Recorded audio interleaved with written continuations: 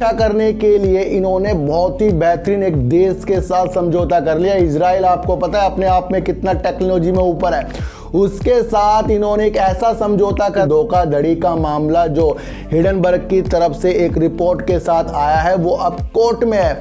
तो जब इस तरीके का मामला कोर्ट में है तो आप भेल की सर, कभी आपने देखा कि गवर्नमेंट कंपनी, सरकारी कंपनी किसी ऑर्डर लेने के लिए इतना उत्सुक हो? कभी देखा आपने कि सरकार जो शेयर देश के लिए इतना इंपॉर्टेंट है कंपनी, तो क्या उसका शेयर हमारे लिए इंपॉर्टेंट नहीं होगा? ये आपको मंथन करना है अगर आप, तो ये हमें कभी भी नहीं सोचना है कि जो जख्म हम खा चुके हैं उसके अंदर 2-4 बार कोई अपर सर्किट लगा दे तो उससे हमें खुशी हो जाए। जो भी कंपनी अपने को ज़्यादा निखारेगी, चाहे वो स्विगी हो, जोमैटो हो, इस तरीके की और कंपनी हो, वो आगे बढ़ जाएगी क्योंकि ये काम, तो मैं खुश हो रहा हूँ या आप खुश हो रहे हैं, आपके पास शेयर है कि ये अपर सर्किट मार रहा है, ये फिर 400 तक जाएगा, तो ये बिल्कुल बहुत बड़ी हमारी एक भूल है। लोग काम करते थे, उसका मालिक रोज अपने कर्मचारियों को 10 से 12 छड़ी मारता था, उसके बाद उनको वो 2-3 रुपए पकड़ा देता था।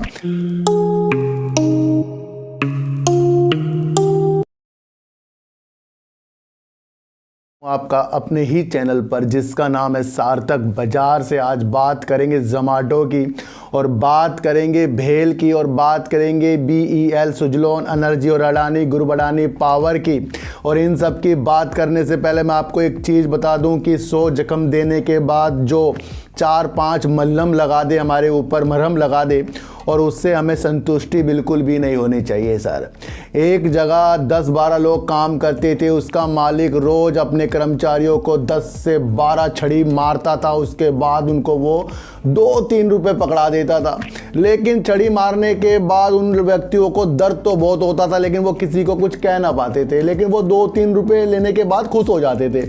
लेकिन उनको ये नहीं पता है कि उनके ऊपर वो 8-10 बाहर तो उनके ऊपर छड़ी पड़ती जा रही है। ये मैं आपको क्यों बता रहा हूँ सर? ये आपको इसलिए बता रहा हूँ कि 100 जख्म देने के बाद जब कोई 4 बार मरहम लगा दे तो उस पर हमें विशेष तौर पर ज़्यादा इन्वॉल्व नहीं होना चाहिए।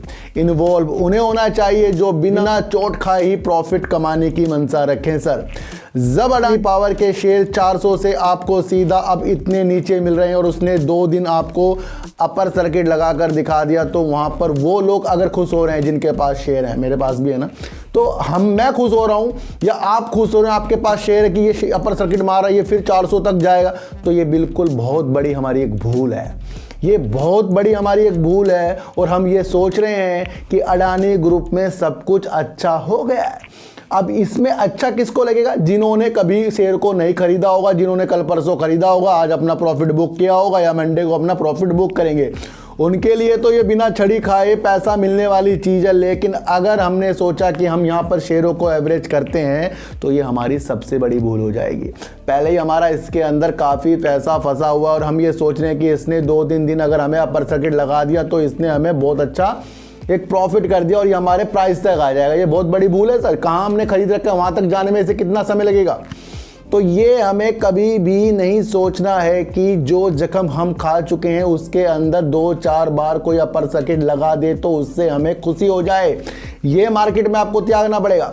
अब इसी तरीके से अगर इनके शेयरों से पैसा हमें कमाना है तो फिर वो दूसरे अकाउंट पे होने चाहिए हमारे। अगर आपने कल परसों में इनके शेयर खरीदे होते और आज बेचे होते तो वहाँ पर प्रॉफिट मिल जाता। लेकिन अगर आप सोच रहे हैं यहाँ पर मैं एवरेज कर लूँ तो यहाँ पर और पैसा आपका जाएगा। तो ध्यान रखिए सर, तो जख्म जो दे रहा है ना, तो समझिए वो आगे जाकर भी आपको और जख्म भी दे सकता है। ये मैं क्यों कह रहा हूँ? क्योंकि सर सुप्रीम कोर्ट को सील बंद कवर सुझाव जो केंद्र सरकार से दिया गया था उसे सुप्रीम कोर्ट ने खारिज कर दिया है। वो कह रहे हैं कि हम अपने द्वारा ही समिति का गठन करेंगे। अगर हमने आपकी बात सुनी तो दूसरे पक्ष ये सोचेंगे कि हमने सरकार द्वारा सदस्यता को इकट्ठा किया है और उसकी समिति बनाई है, इसका गठन किया है, तो ये सारा का सारा आपके द्वारा किया गया है। लेकिन यहाँ पर हम एक पारदर्शिता के तौर पर अपने नियम को लाएंगे, इसलिए हम ही अपने समिति का गठन करेंगे और कहीं ना कहीं इसके अंदर जो भी सुझाव है वो हम अपने द्वारा देंगे। यानी कि सरकार का जो सीलबंद कवर सुझाव था उसको सुप्रीम कोर्ट ने खारिज कर दिया। आपको पता है कि 4 याचिकाओं द्वारा ये सुप्रीम कोर्ट में सुनवाई हो रही है और आपको देखने को भी मिलेगा कि सरकार द्वारा से कहा गया है कि वो नियमों को ज़्यादा मजबूत और निवेशकों के जो पैसे इस तरीके से बर्बाद हो जाते हैं उसके अंदर कुछ नियम के लिए, समिति के लिए, गठन के लिए उन्होंने सुप्रीम कोर्ट को ये एक सुझाव, कवर सुझाव जो सीलबंद था उसको दिया है, लेकिन इसको सुप्रीम कोर्ट ने खारिज कर दिया है क्योंकि धोखाधड़ी का मामला जो हिडनबर्ग की तरफ से एक रिपोर्ट के साथ आया है वो अब कोर्ट में है। तो जब इस तरीके का मामला कोर्ट में है तो आपको जो भी रंगीनता देखने को अपने शेयरों में मिल रही है, शायद इस न्यूज़ से मंडे को इफेक्ट आपको बहुत बैड पड़ सकता है। तो यहाँ पर लंबा समय चलने वाला है और जब किसी शेयरों में इस तरीके की बात कोर्ट तक जाती है और कोर्ट कहता है हम किसी की नहीं सुन रहे, कोर्ट यहाँ पर केंद्र सरकार की बात तक नहीं सुन रहा है, नहीं सुनेगा। कोर्ट होता है सर, सबसे बड़ा जो होता है जज होते हैं। तो सुप्रीम कोर्ट ने जब इस तरीके की बात को खारिज कर दिया है, जो सीलबंद एक कवर सुझाव था उसको हटा दिया है, तो कहीं ना कहीं आपको अब ये देख लेना चाहिए कि इसमें कितने दिन अब सदस्यता को इकट्ठा करने की एक समिति बनेगी, उसका गठन होगा, उसके बाद इसके अंदर क्या क्या नियम बनते हैं, क्या क्या अडानी के ऊपर कुछ चीज़ें होती हैं। तो ये लंबा प्रोसीजर हो गया है। तो यहाँ पर आपके अडानी विल्मर, अडानी पावर और जितने भी आपको तेज़ी के संकेत इनके शेयरों में दिख रहे हैं, धुंधला होता हुआ शायद मंडे मंगल से आपको देखने को मिल सकता है।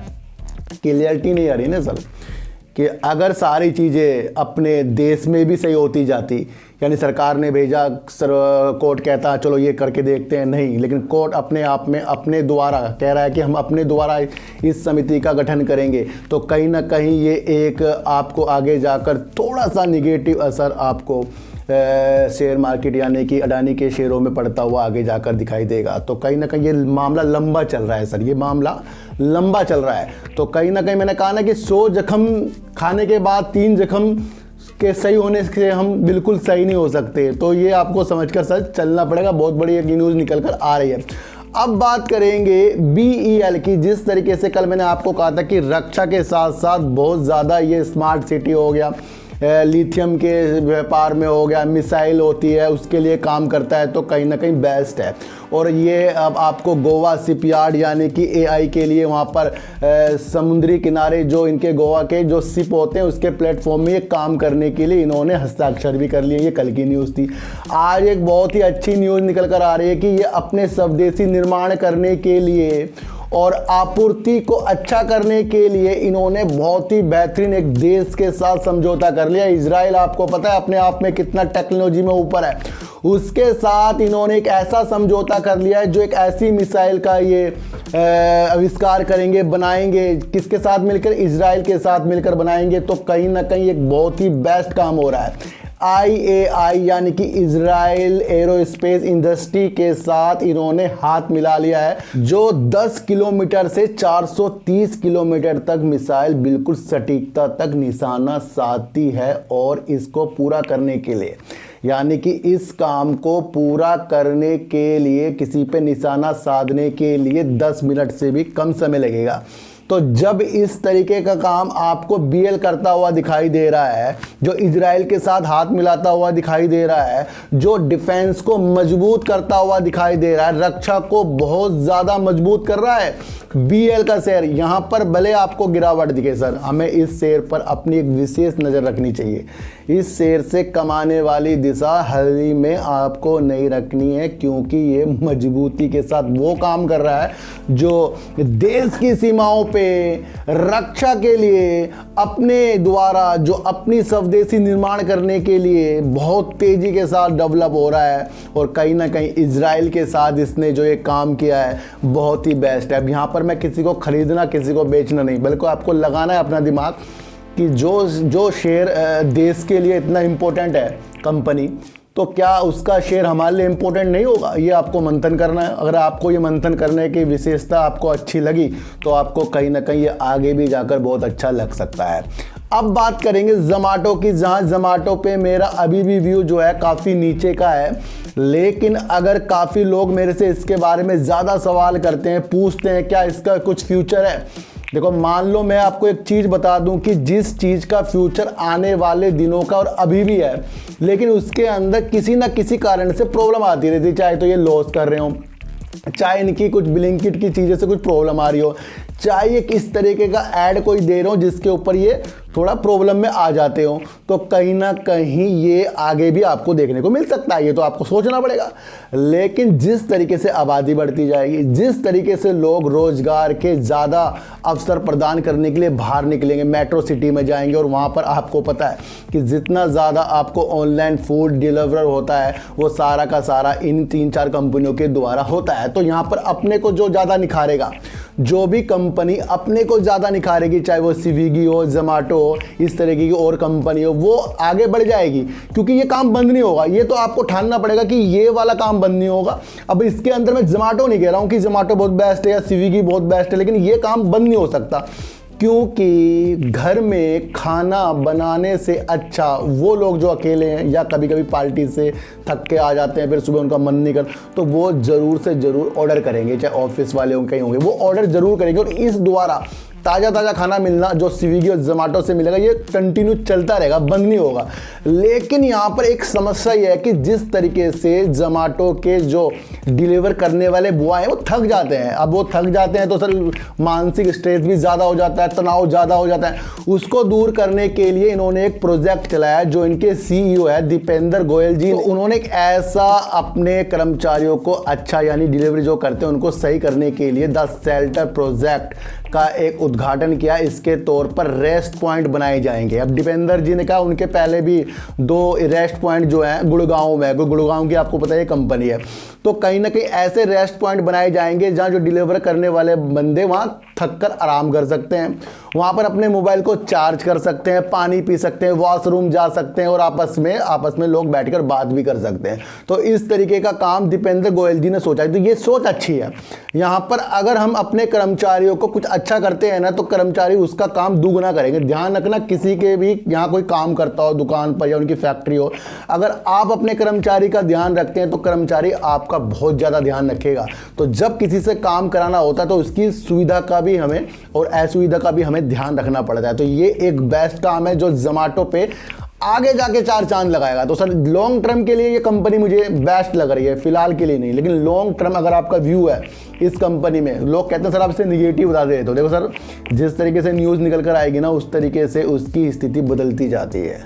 जहाँ इसके अंदर अभी चूहा निकलने वाली बात आई है, जहाँ इसके अंदर कुछ और प्रॉब्लम आई है, तो सारी चीज़ें मैंने आपको बताई है।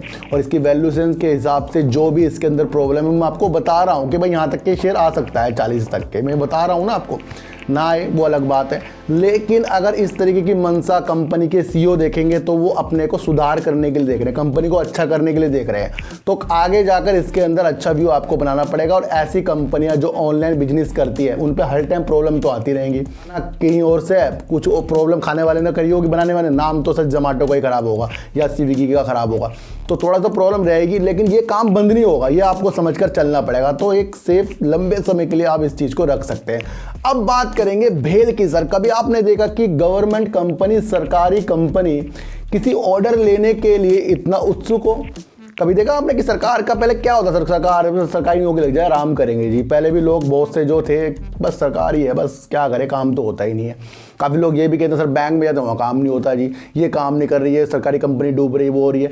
लेकिन क्या देखने को मिला है कि भेल की तरफ से एक जो प्रोजेक्ट इनको हासिल करना था, जिसके ये पात्र भी थे, वो करीब 4,442 करोड़ रुपए की एक परियोजना थी जो 660 मेगावाट का एक थर्मल पावर बनाने की थी। इसके लिए भेल भी इसके अंदर एक पात्र था, लेकिन तमिलनाडु जनरेशन के द्वारा उन्होंने आरोप लगाया, किसने आरोप लगाया? भेल ने आरोप लगाया, ट्रेड यूनियन ने आरोप लगाया है कि उन्होंने कुछ एक मिली भगत की है और ये एक निजी कंपनी को ठेका दे दिया है। इसके लिए भेल क्या कर रहा है, भेल मद्रास हाई कोर्ट का रुख कर रहा है, वहां पर याचिका डाल रहा है। और किस लिए डाल रहा है सर, सीबीआई जांच कराने के लिए कि ये जो ठेका मिलना था ना 4400 करोड़ करीब का, ये कितनी बड़ी बात है सर, ये ठेका बहुत बड़ा है और इसको भेल को चाहिए था। और उन्होंने सीधा सीधा कहा ये मिली भगत है, किस किस की, एक तो तमिलनाडु जनरेशन और बीजीआर एनर्जी लिमिटेड की ये एक मिली भगत है।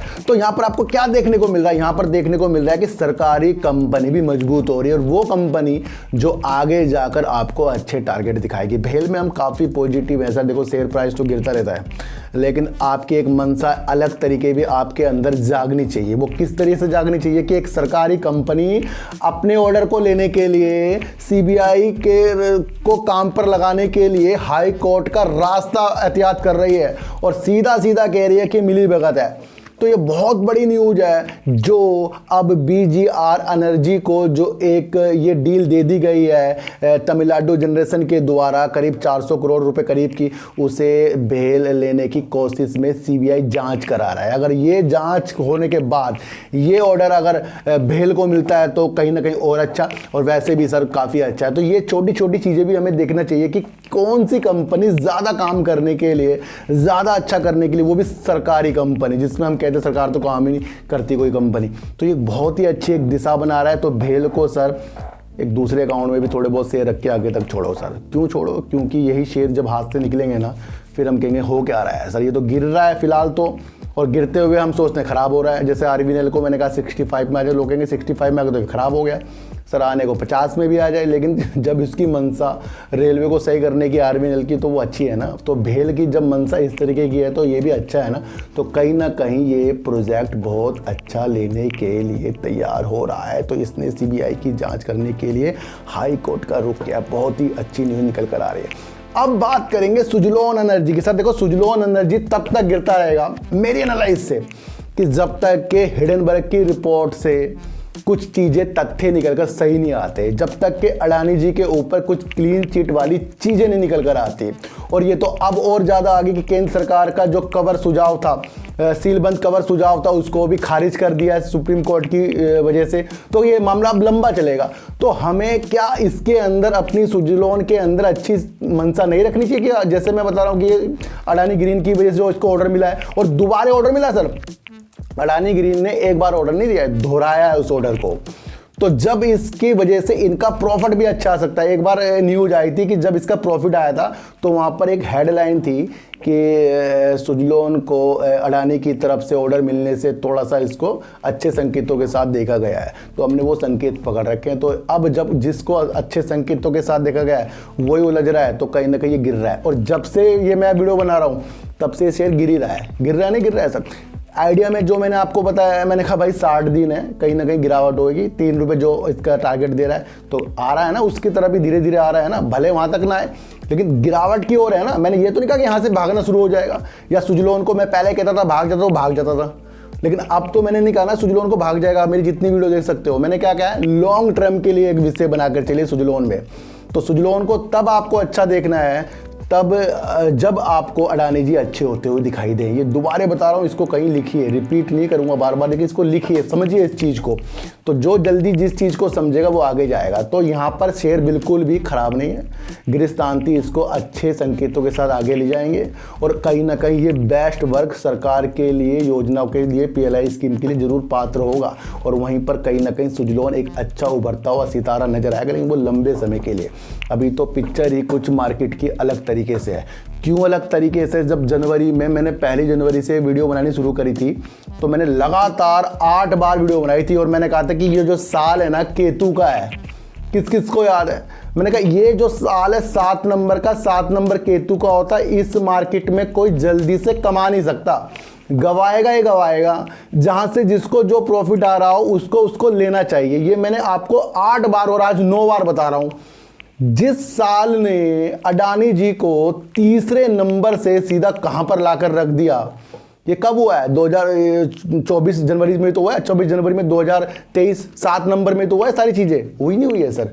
तो ये सारी चीजों को आपको समझना पड़ेगा कि इस साल कोई कमा के दिखा देना, मैं उससे मान जाऊंगा, ज़्यादा नहीं कमा सकता इस साल वो, क्योंकि मार्केट का रूप कभी ऊपर कभी नीचे, पता ही नहीं लग रहा है, लगातार दिख रहा है, नहीं दिख रहा है। तो मार्केट को अभी थोड़ा सा सही होने दीजिए, अडानी जी को भी सही होने दीजिए, और कोर्ट की तरफ से जिस तरीके से सरकार की खारिज कर दी है मंशा, तो वो भी आपको समझना पड़ेगा। और जल्दबाजी में 100 जख्म लेने के बाद 3 मरहम से आपको खुश नहीं होना पड़ेगा।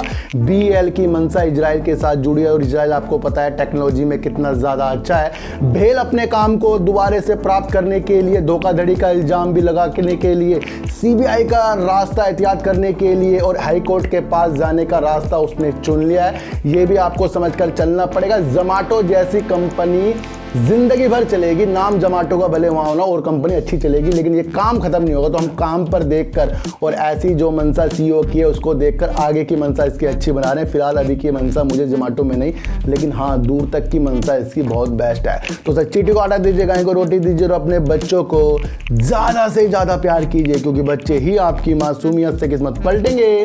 तो फिर मिलेंगे आपसे नई वीडियो के साथ, जब तक के लिए